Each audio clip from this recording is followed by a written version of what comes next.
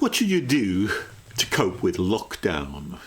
I had a lot of students talking to me about how to manage the time and how they should manage their day during lockdown. And it's not easy because what a standard day actually does for you is it allows you to set boundaries and time sessions, and it organizes and structures your day for you. If suddenly you find that you're stuck at home 24 hours a day, 7 days a week, getting out for a little bit of exercise now and again, suddenly all that structure's gone. And what are you going to do?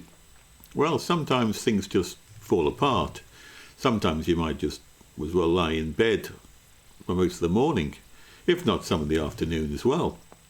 Often I find the students are up all the way through the night, and 3 o'clock, 4 o'clock in the morning, and then find it's time that they're exhausted, and then they go back to sleep again.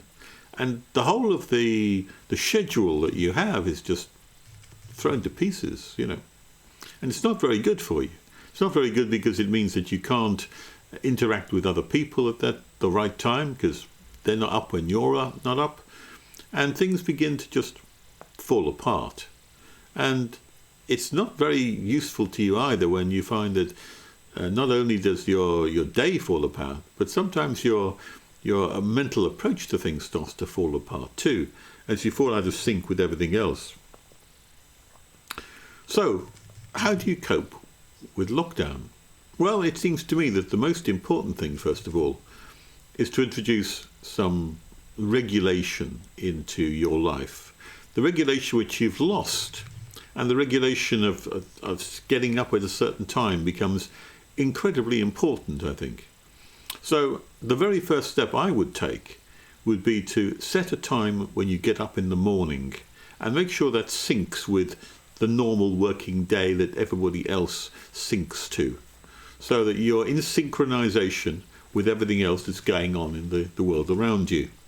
Get up at least 8 o'clock in the morning. I find increasingly these days I get up much earlier than that. I tend to be at about 6:15 every day, and I can usually be ready to start a day about 7 o'clock without too much difficulty. And I find that gives me a huge amount of time and ability to do things which I'm interested in, things which I want to do, but only because I'm up and about and have organised my day that kind of way. So that's the first thing to do, is to organise your day around a proper getting up and going to sleep time, and try to stick to that. Try to make sure you get up and don't sort of lie around, because that way you'll start to get your day organised, and that's the first part of sorting out lockdown. Next thing you need to bear in mind for that too is making sure that you don't just stay in the same place all the time.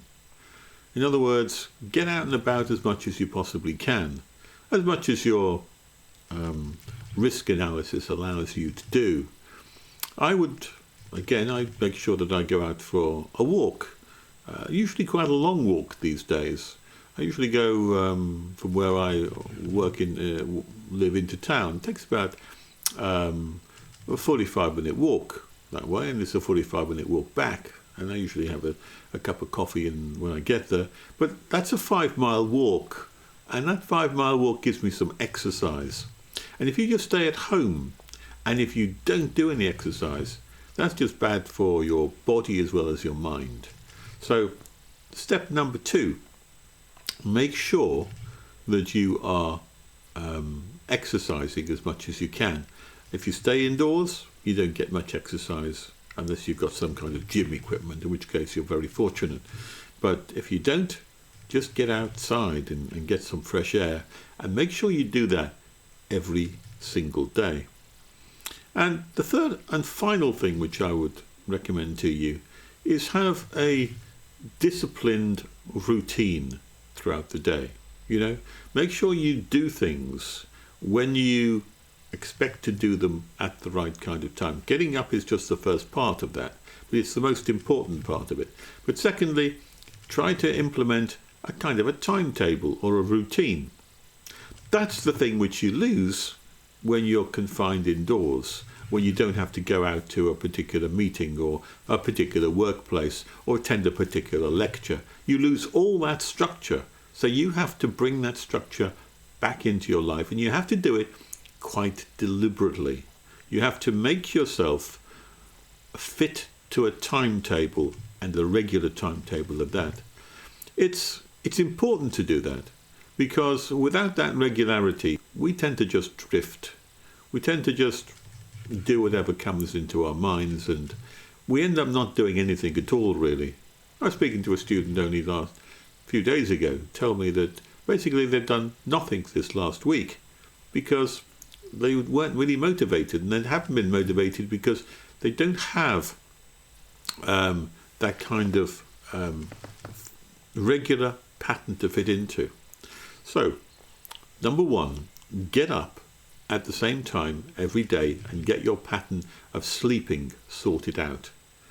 Number two, make sure you get out and have some regular exercise every day, and go for a long walk if you can. And number three, or even a run, if you're more athletic than I am, go for a run. And number three, make sure that you introduce disciplined stages throughout the day where you stick to them. Don't make them too onerous or too difficult, but just know that, I'm going to have a couple of hours for working at this time of the day. I've got this to attend to. Make sure your timetable's okay. I'm going to have a regular lunchtime. It's going to be 12:30 or 1 o'clock, whatever it is, doesn't matter. Fits in with whatever it is you're doing, but make it regular. And, I finish work at a certain time at the end of the day, and I can have a lot of relaxation after that. But build in some disciplined approach to your work, and you'll find that lockdown and its problems will be a little bit easier and not so difficult for you.